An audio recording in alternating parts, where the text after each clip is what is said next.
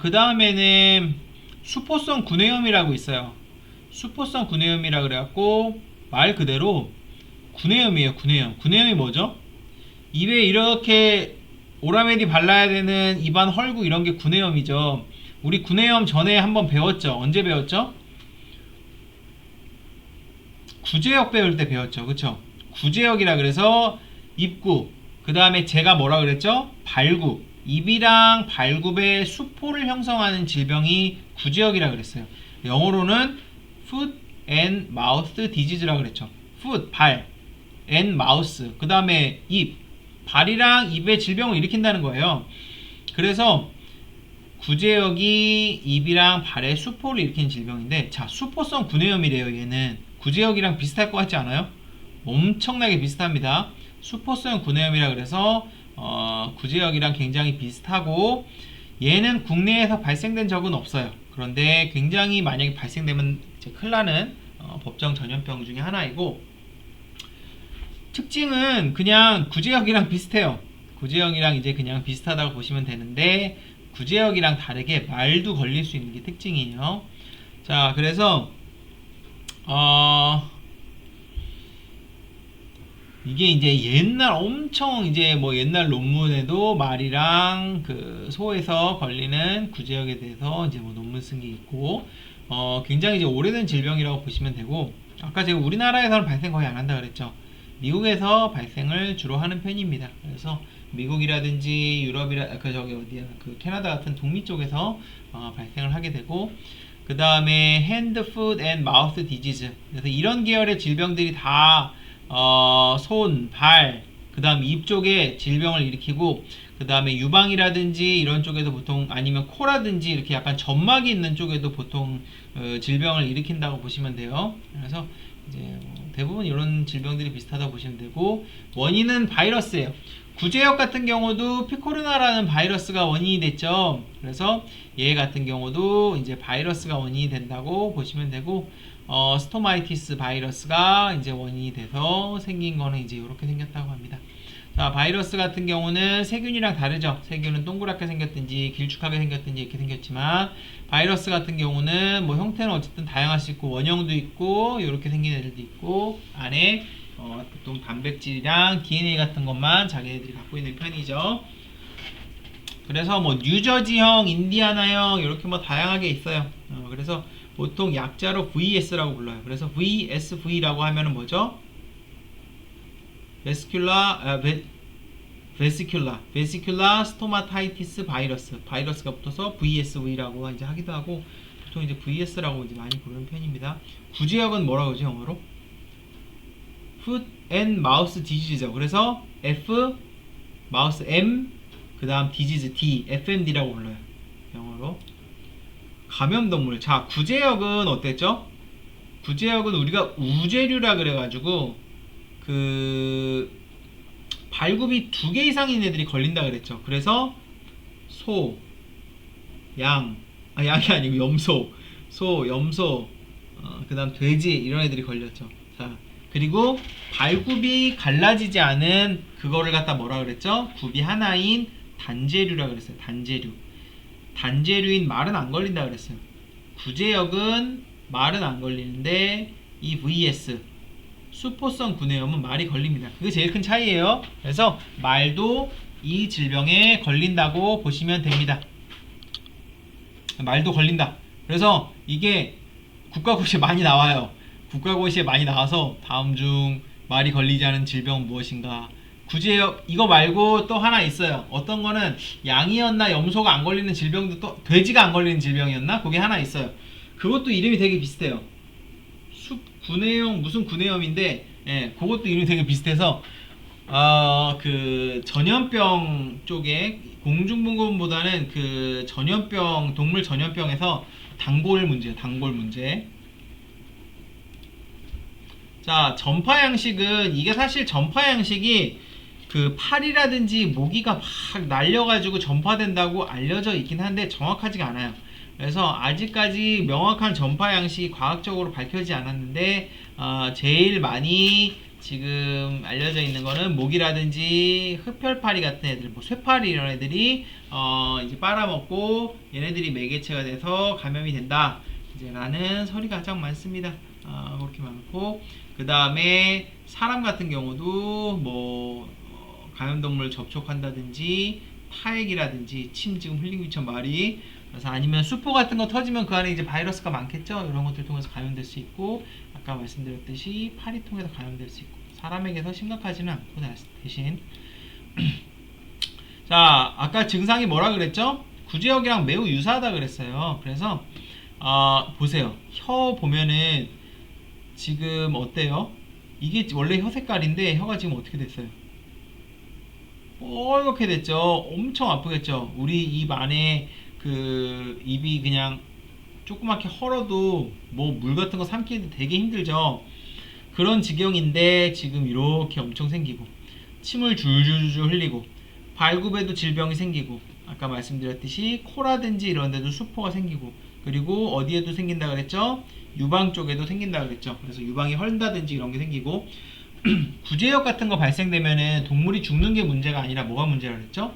일단은 엄청난 전염력이 문제고, 두 번째는 뭐예요? 걸리면은 동물이 막 죽거나 그러진 않지만 우유라든지 아니면은 목소리가 자꾸 왜 이래 우유라든지 아니면은 체중이라든지 이런 생산량이 엄청나게 감소하는 게 문제라 그랬죠. 얘도 비슷해요. 그래서 기본적으로 막 사망률보다는 그런 것들이 이제 문제가 되는 경우가 많고, 대신에 구제역만큼 심하게 전파되진 않겠죠. 심하게 전파되진 않는 게 왜냐하면 아까 말씀드렸듯이 보통 이제 모기라든지 흡혈파리 같은 경우로 감염이 되는 경우가 많고, 구제역처럼 그냥 막 전파되진 않아요. 별다른 치료 방법은 없고 바이러스성 질병이기 때문에 사람의 경우에는 대부분 시간이 지나면 회복이 되고, 국내 발생의 현황은 발생된 적 없다. 그렇기 때문에 이 질병을 갖다가 뭐 이렇게 엄청 중요하게 다뤄지지는 않지만, 아까 말씀드렸듯이 말도 걸릴 수 있다는 거는 꼭 기억을 해주세요. 자, 그 다음 댕기열이 있어요. 댕기열. 댕기열은 굉장히 중요한 모기에 의한 전염병 중에 하나예요. 그래서 우리나라에서는 댕기열 자체가 발생한 적은 제가 알기로는 없는데, 해외에서 유입돼서 생긴 경우가 있어요. 그래서 해외에서 댕기열을 걸려서 들어오는 경우는 꽤 있어요. 해외라 그러면은 이게 급성 열성 전염병이고 아열대 지방에서 모기에서 많이 전염되는데, 그럼 어디가 많을까요? 동남아에서 많습니다. 그래서 뭐 태국, 뭐 라오스, 뭐 이런 뭐 베트남 같은 나라 같은 요런 나라에서 모기에서 댕기열에 걸려서 들어오는 경우가 많고, 급성 열성 전염병이기 때문에 감기 걸린 것처럼 몸이 이제 확 열도 엄청 나고 고열이 나고 막 오한이 나고 그렇게 뭐 시름시름 앓고 운이 안 좋으면 죽을 수도 있겠죠. 그래서 이게 이름이 제가 댕기열이라고 했는데 여기 또 댕귀열이라고 돼 있고, 옛날 책은 댕구열이라고 나왔어요. 댕구열, 댕기열 뭐 다양하게 있는데 영어로 이게 읽기가 조금 애매해요. 댕기. 예, 그래서 어쨌든 우리나라에서 보통 요새는 댕기라고 부르는 것 같아요, 그냥. 예, 댕기열은 모기에서 전파되는 전염병으로 아시아, 아프리카, 북아메리카 같은 시기에 유행이 되면서 알려졌다. 한꺼번에 이 세 대륙에서 같이 나왔어요, 거의. 이와 같이 세 대륙에서 같은 시기에 발병한 것은 이 질병의 원인 바이러스와 매개체인 모기가 열대지방을 중심으로 전 세계적으로 분포하고 있기 때문에 원인이 모기예요. 이 질병에서 다른 건 다 몰라도 이거는 알아둬야 돼요. 원인은 모기다. 자, 우리 배울 때 라인병, 찌찌가무시 다른 거 다 몰라도 중요한 거는 원인은 모기다. 그런 것들 꼭 기억을 해 두셔야 됩니다. 자, 1950년대 들어왔더니 일반적인 댕기열보다 더 무서운 댕기 헤모리직 피버. 헤모리직이 뭐냐면 출혈이 일어난다는 거예요. 댕기열인데 막 출혈은 원래 댕기열은 좀 있지만 좀 심하게 보이나봐요. 그래서 이걸 갖다가 우리가 DHF라고 부르는데, 댕기 헤모리직 피버라 그래서 DHF라고 그러는데, 전 세계적으로 DHF가 연간 수십만 건, 그리고 병증이 좀 약한 댕기열이 5천만에서 1억 건 발생. 어마어마하죠. 지금 이게 발생되는 나라가 보시면은 아프리카, 동남아, 남미같이 사실 잘 못 사는 나라에 발생이 되기 때문에 이런 나라들은 모기를 구제한다든지 걸렸을 때 이런 통계를 잡는다든지 이런 것들이 상당히 부정확해요. 그런 것들이 잘 되지 않기 때문에 조금 이제 약간 보건학적으로 이런 게 조금 문제가 있긴 있죠. 이제 그런 문제가 어쨌든 있을 수 있고, 자 보시면은 그 이제 발생되는 지역 자체가 적도랑 조금 가깝죠. 적도랑 가깝고 모기가 많이 사는 좀 뜨거운 지방에서 이런 것들이 이제 많이 발생이 된다고 보시면 됩니다. 발생이 된다고 보시면 되고, 자 댕기열이 지금 막 이렇게 됐다가 엄청 증가가 되는데, 보통 이제 이런 것들은 옛날엔 잘 잡지 못하는 질병을 잡아서 그런 부분도 있고, 검출이나 진단 능력이 좋아지면서 기후변화가 생기게 되면 이런 것들이 많죠. 기후변화가 일반적으로 생기게 되면 어때요? 기후변화가 생기게 되면은 모기의 활동 영역이 넓어지죠. 옛날에는 그 아열대 지방이나 열대 지방에서만 있었는데, 다른 데가 따뜻해지면서 모기가 그쪽까지 가고 무릉덩이 같은 것도 많아지고, 우리나라도 지금 막 아열대화 된다 이런 얘기가 많잖아요. 그것처럼 위쪽으로 올라오는 거죠. 우리나라가 질병관리본부 같은 데서 댕기열 같은 거에 왜 이 촉각을 기울이고 있냐면은, 우리나라가 아열대화되고 날이 더워지고 기후변화 생기면은 이 모기에 의한 댕기열이 결국은 처음에는 적도지방, 지금은 뜨거운데 머물러 있지만 이렇게 위로 올라옵니다. 그렇게 되면은 한국에서도 상대적으로 발생할 수 있죠. 그리고 이거는 모기가 발생하는 거고, 걸리고 나면은 별다른 대책이 없어요. 백신이 하나 나와 있긴 한데 이 안정성 문제가 조금 말이 조금 있는 백신이기도 해서, 그러니까 이게 한번 우리나라에서 터지게 되면은 이 상재화 되면은 이게 좀 문제가 될 수도 있죠. 자, 플라비 바이러스에 속하는 댕기 바이러스가 원인이고, 자, 플라비 바이러스 어디서 들어봤어요? 일본 내염이 플라비 바이러스, 그 다음에 또 서나일 내염이 플라비 바이러스, 댕기열이 플라비 바이러스, 다 플라비 바이러스예요. 그죠? 플라비 바이러스가 이 공통점이 뭐예요? 전부 다 모기가 전파하는 거죠. 그죠? 모기가 전파하는 게 플라비 바이러스가 많습니다. 자, 혈청형은 이제 4개예요. 같은 댕기 바이러스라도 혈청형 사이의 교차면역이 약하기 때문에 기존에 가지고 있던 혈청형의 항체가 있더라도 다른 혈청형에 노출되면 처음 감염된 것과 유사하게 병증을 나타내는 특징이 있음. 이게 무슨 얘기냐면, 내가 얘가 걸렸어. 다 낫네? 그럼 이제 항체가 생겼으니까 안 걸리겠네? 이번에는 타입 4가 와가지고 또 걸리면은 또 걸린다는 거예요. 얘네들끼리 너무 달라서. 코로나 바이러스도 그런 거 있죠. 그죠? 코로나 바이러스 같은 경우도 감염됐다가 항체가 생겼으니까 원래는 안 감염돼야 되는데 타입이 다르다 보니까 재감염되는 사례 같은 것도 있죠. 자, 원래는 이 댕기열이 어디서 왔냐 그러면은, 모기가 이제 전파시키지만 원래는 원천 자체는 아프리카 원숭이로 여겨집니다. 그래서 감염된 원숭이를 흡혈한 모기가 다른 동물을 다시 흡혈을 하면서 다른 동물에서도 발전이 되는 기죠. 그러니까 모기가 사람이랑 원숭이 사이, 아니면 원숭이랑 원숭이 사이, 사람이랑 사람 사이를 왔다 갔다 하면서 이 댕기열이라는 걸 전파시킨다는 거죠. 이 바이러스의 감수성이 있는 동물은 원숭이를 중심으로 사람과 다른 야생동물이 있다.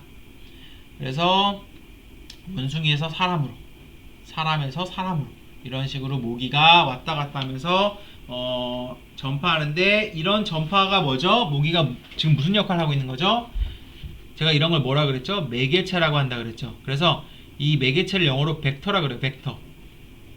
벡터 감염이라고도 하고 매개체 감염이라고도 하고, 모기라든지 진드기라든지 이런 애들을 매개체 감염이라고 그래요. 그래서 이 균 자체가 직접 왔다 갔다 하는 게 아니고 모기를 타고 가는 거죠. 진드기를 타고 가는 거죠. 이런 매개체를 타고 가기 때문에 이런 것들을 매개체 감염이라고 한다라고 보시면 되고, 자, 주로 전파를 하는 모기는 이집트 순모기인 아데스 이집티 어떻게 해야 되죠?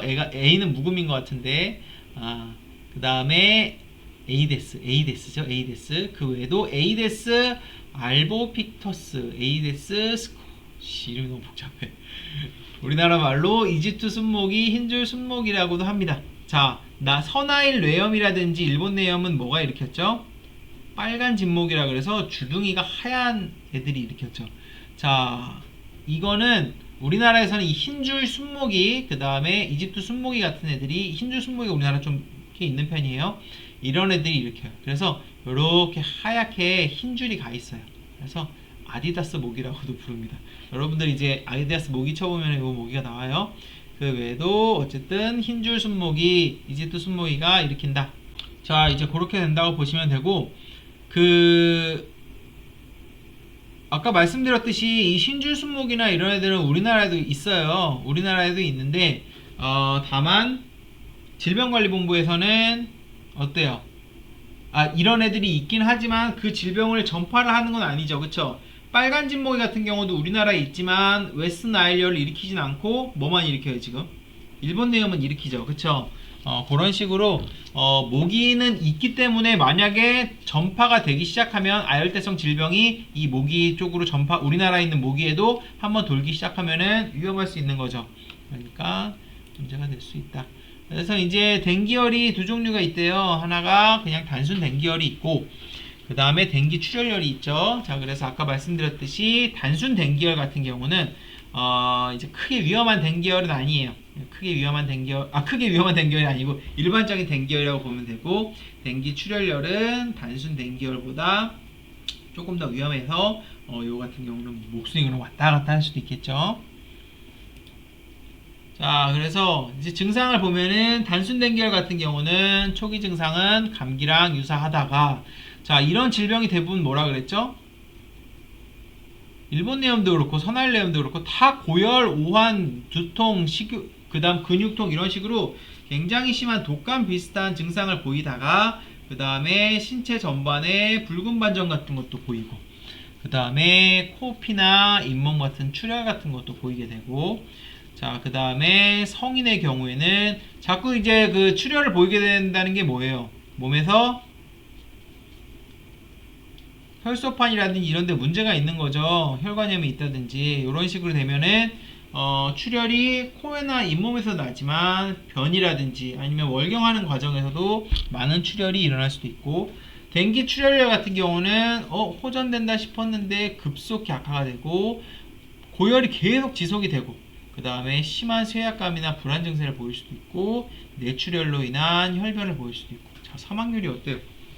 40에서 50%면 사망률이 엄청 높은 거예요. 걸리면은 죽을 확률이 높다는 거예요. 그러니까 이거는 모기가 전파한다 그랬죠. 진짜 운 나쁘면 죽을 수도 있는 거고, 우리나라나 이런 선진국 같은 데서 발생이 많이 안 된 질병이기 때문에 그렇지, 퍼지기 시작하면은 엄청나게 사실 되게 무서운 질병 중에 하나죠. 그렇죠? 지금은 다행히 이게 이제 아열대 지방 동남아 지역이나 이런 데 머물러 있는 편이지만, 그리고 우리나라 같은 경우는 발생이 어떻게 된다고요? 우리나라 자체에서 일어난다기보다는 외국에서 병에 걸려서 들어오는 경우가 많다. 자, 모기가 기본적으로 옮기기 때문에 어떻게 해야 돼요? 모기를 갖다가 퇴치하는 게 가장 중요하다. 비웨어 모스키토. 근데 그게 잘 되나요? 우리 방에도 지금 한 마리 있는 것 같은데 몇 번 놓쳤어요. 불안에 떨고 있는데 그래서 모기 매개 감염병 예방수칙, 모기에 물리지 않도록 모기 퇴치 제품 사용하고, 긴팔 긴바지 착용하고, 방충망 잘 숙소에 및 냉방시설이 설치되어 있는 숙소에 머물고 살충제 사용하고, 의심 증상이 보이면 의료기관을 방문하여 최근 여행력을 알리고 적절한 진료받을 것 권고. 이게 되게 중요해요. 댕기열 같은 거 의심이 되면은 국립의료원이라든지 이런 병원에 바로 가야 됩니다. 그래서 특히 내가 동남아 같은 데 여행하고 왔다, 아니면은 그런데 열이 난다, 그러면 여러분들 이제 당연히 코로나 같은 거 요새는 먼저 생각하지만, 중요한 게 뭐부터 생각해야 되냐면 댕기열이라든지 그 다음 황열이라는 것도 있어요. 이거 비슷한 거, 황열이라든지 이런 식으로 이런 열성 전염병 같은 거 생각해야 되고, 그 다음으로 많은 게 아프리카 같은 데나 이런 데서 많이 걸리는 말라리아가 있어요. 말라리아. 우리나라에서도 말라리아 휴전선 이남에서 조금 생기긴 하는데, 그래서 여러분들도 나중에 이거 잘 알아두셔야 되는 게, 해외에 나갔다가 코로나 백신도 맞고 했는데 코로나는 아니고 열이 나갖고 온다. 그러면은 이거는 그냥 단순 감기가 아니고 심각한 질병의 경우가 있습니다. 그래서 꼭 한번 그거는 병원이라든지 아니면은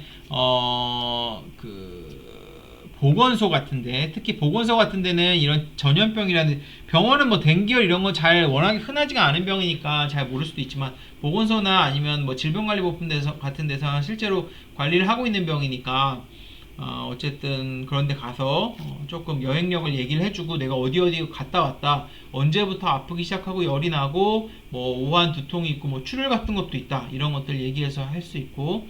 자, 발생 지역 여행 후 최소 1개월간 헌혈을 하지 말고 모기에 물리지 않도록 주의할 것을 권고.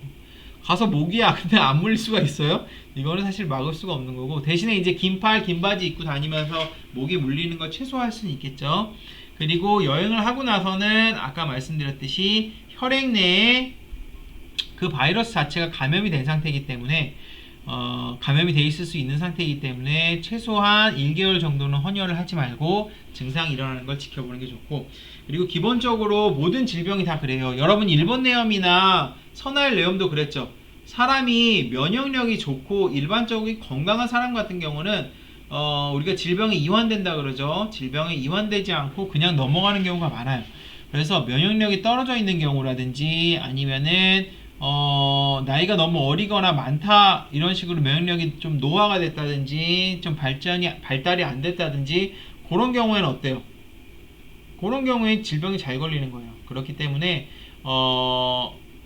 내가 증상이 없어도 걸렸는지 안 걸렸는지 몸 안에 이런 댕기열 바이러스 같은 게 아예 없다고 할 수는 없어요. 그렇기 때문에 헌혈을 하지 말고 목에 물리지 않도록 주의를 해야 된다. 자, 아까 말씀드렸듯이 특별한 치료제가 없습니다. 특별한 치료제가 없고 백신도 없어요. 백신은 제가 뒤에 얘기하겠지만, 그래서 대증요법을 하게 됩니다. 자, 대증요법이 뭐라고요? 증상에 대처해서 하는 게 대증요법이라 그랬죠. 그래서 댕기열에 걸리면은 아까 말씀드렸듯이 열이 막 나니까 그 다음에 어때요? 오한 생기고 출혈 생기죠. 그러면은 어떻게 해요? 일단 해열제 주고, 해열제 주면은 여기 나오는 뭐 근육통, 두통, 보통 해열 진통제가 다 같이 되죠. 타이레놀은 해열 기능, 타이레놀 같은 경우는 이제 아세트아미노펜이고 해열, 진통, 소염이 다 되긴 하는데 소염 기능은 굉장히 약해요. 그래서 보통은 해열이랑 진통 쪽으로 이제 되고, 소염제도 있어요. 염증 같은 거 줄여주는 거, 그런 걸 갖다가 보통 우리가 엔세이드 계열의 비스테로이드성 그 소염 진통제라고 그러는데, 그거 먹으면 열이 떨어지죠. 그쵸? 그런 해열제 같은 거 먹이고, 그 다음에 많이 쇠약하고 탈수가 있을 수 있으니까 수액 주고, 그죠? 그 다음에 오한 있으니까 몸 따뜻하게 해주고, 그 다음에 또 뭐 해주면 좋을까요? 출혈 같은 거 생길 수 있으니까 뭐 그런 거 이제 억제할 수 있는 제제 같은 거 주고. 이거 자체를 이제 바이러스를 죽일 수 있는 방법은 없고 증상 완화시킬 수 있는 치료 필요하죠. 출혈이 있으니까 혈압 감소되니까 수액 계속 주면서 몸에 물이 돌아갈 수 있도록 하고, 그 다음에 이런 급성 열성 질환이 걸리면 근육통, 두통 이런 것 때문에 엄청 아파요. 엄청 아프기 때문에 진통제를 사용하면 안 된대요. 비스테로이드성 소염제는 쓰면 안 된대요. 제가 방금 비스테로이드성 소염제를 쓴다고 말씀드렸는데, 대증요법으로 보통 해열 진통 있을 때, 여기는 지금 출혈이 있기 때문에 비스테로이드성 그 소염제는 쓰면 안 된대요. 죄송해요. 그래서 아스피린이라든지 비스테로이드성 소염제는 얘네들은 그 출혈을 일으켜요. 그래서 특히 아스피린 계열이 그런데 그 위장관 출혈을 일으켜요. 얘는 출혈이 있으니까 진짜 쓰면 안 되겠다. 비스테로이드성 소염제는. 그 아스피린 같은 경우는, 그래서 여러분들 그 타이레놀은 조금 괜찮은 편이고, 아스피린 같은 경우는 빈속에 먹으면은 속에 되게 안 좋아요. 위장관 출혈 같은 게 생기기 때문에 사실은 타이레놀이라든지 아니면 이부브로펜 같은 거 있죠. 그런 것들도 이런 거 비스테로이드성 소염제는 빈속에 먹는 게 아니에요. 그래서 뭘 먹고 어쨌든 먹어야 되는데, 자, 이런 것들은 출혈을 악화시킨다. 특히 위장관 출혈을 악화시켜서 혈변이라든지 혈토를 하게 할 수도 있습니다. 그래서 주면 안 되고 사용하지 않는다. 그러면은 비스테로이드성 소염제가 제일 좋은데 이런 진통제를 사용을 못하게 되면은 뭐를 써야 될까요? 그럼 스테로이드성을 써야겠죠. 스테로이드성을 쓰고 그 다음에 진통제 같은 경우는 오피오이드 계열이라고 약간 마약 계열 같은 게 있어요. 여러분 이제 약문화 그런 거 이제 배우게 되면은 이런 거 좀 배울 수도 있는데 그런 계열의 진통제를 사용해야겠죠. 댕그박시아라는 백신이 사실 나왔어요. 지금은 이게 조금 실험도 하고 그래서 제가 알기로는 이게 FDA 승인을 받았어요. 대신에 제한적으로 다 사용할 수는 없고 이게 댕그박시아라고 여러분 혹시 뉴스에서 봤는지 모르겠는데 이게 2018년 이때쯤에 이 뉴스가 나왔어요. 실제로 댕그박시아라고 막 해외 뉴스 해갖고 몇 번 뉴스 나왔어요. 필리핀 이런 나라에서 이 백신을 했는데 애들이 막 죽기 시작한 거예요. 죽기 시작한 건 아니고 어쨌든 요새 코로나 맞고 백신 맞고 죽으면 되게 무서워하듯이 그렇게 된 거예요. 그래서 그 사노피라는 되게 큰 프랑스 글로벌 제약회사가 댕그박시아를 만들었는데 이게 감염된 적이 없는 사람이 투약할 경우 위험할 수 있는 보고가 나와서 판매나 유통이 중단이 됐고 실제로 감염된 사람이 이제 애들이 죽은 사례가 있으니까 유통이 중지됐다가 지금은 제가 알기로는 이게 그래서 아직 확실한 댕기열 백신은 없습니다. 대신에 지금은 아마 승인을 받았을 거예요. 나이 한정적으로 그렇게 돼서 어느 정도는 쓰일 수 있는 그런 백신이 되고 국내 발생형 헌황은 이게 지금 해외 유입 감염병이라고 그래서 아까 말씀드린 뭐 말라리아라든지 그리고 이질, 댕기열 이런 것들이 우리나라에서는 열대지방이나 아열대지방에 분포하고 우리나라에는 직접적으로 바이러스를 가진 모기가 존재하진 않지만 해당 지역을 방문한 뒤 발병하는 환자가 있다. 잠복기가 있죠. 질병이니까 물리고 증상이 있는 상태에 혹은 증상이 없는 상태에서 한국 들어와갖고 증상이 있는 상태면 뭐 입원할 테고 증상이 없는 상태 괜찮네 하고 들어왔는데 막 열이 나기 시작한 거예요. 알고 보니까 댕기열에 감염된 거죠. 그쵸? 그래서 이런 건 이제 해외 유입 감염병이라 그러죠. 그래서 아까 말씀드렸듯이 우리나라 자체에서 도는 건 아니지만 해외에서 걸려서 들어온 사람들이 있다. 발생이 쭉 증가되고 있다. 지금은 코로나 때문에 외국에서 이제 동남아 관광하고 오는 사람들 지금 거의 없다 보니까 지금은 많이 줄었겠죠. 올해 통계 보면 아마 많이 줄었을 거예요. 누구예요? 신정환이죠. 신정환이 자기가 뭐에 걸렸다 그랬죠? 여러분 기억나세요? 댕기열 걸렸다 그랬어요. 댕기열. 도박하러 갔다가 이제 문제가 돼가지고 이제 했는데 댕기열에 걸렸다고 거짓말 해갖고 나중에 지금까지 신정환이 복귀를 잘 못하고 있죠.